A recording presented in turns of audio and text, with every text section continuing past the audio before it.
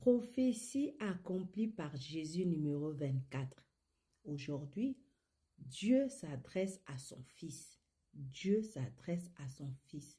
Cette prophétie a été faite dans Psaume chapitre 2. On va lire à partir du verset 5, à partir du verset 6. C'est moi qui ai oint mon roi sur Sion, ma montagne sainte. Je publierai le décret. L'Éternel m'a dit, tu es mon fils, je t'ai engendré aujourd'hui. Cette prophétie a été accomplie dans Matthieu chapitre 3 au verset 17. La parole de Dieu dit, et voici une voix fit entendre des cieux ces paroles. Celui-ci est mon fils bien-aimé en qui j'ai mis toute ma confiance.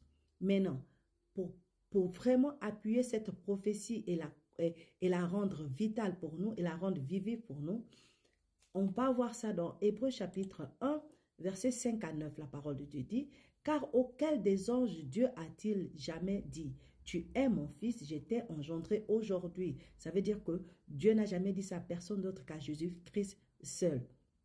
Et encore, je serai pour lui un père et il sera pour moi un fils. Aucun ange, aucun autre humain, aucune autre personne que Jésus-Christ. Verset 6 dit, et lorsqu'il introduit de nouveau dans le monde le premier-né, il dit que tous les anges le disent de Dieu l'adorent. De plus, il dit des anges, celui qui fait de ses anges des vents et de ses serviteurs une flamme de feu. Mais il a dit au Fils, ton trône, ô Dieu, est éternel. Le sceptre de ton règne est un sceptre d'iniquité.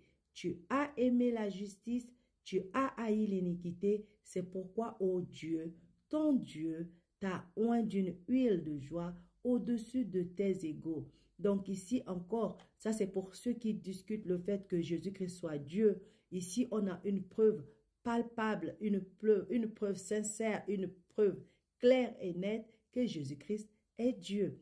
Et Dieu s'est adressé à Jésus-Christ et Jésus-Christ seul et à personne d'autre.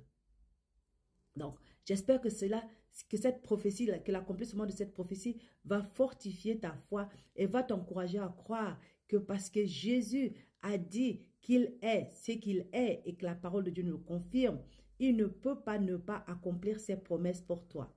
Alors, crois-le et médite cette parole, que le Dieu de gloire te fortifie encore et te couvre de sa grâce et de sa paix. Shalom.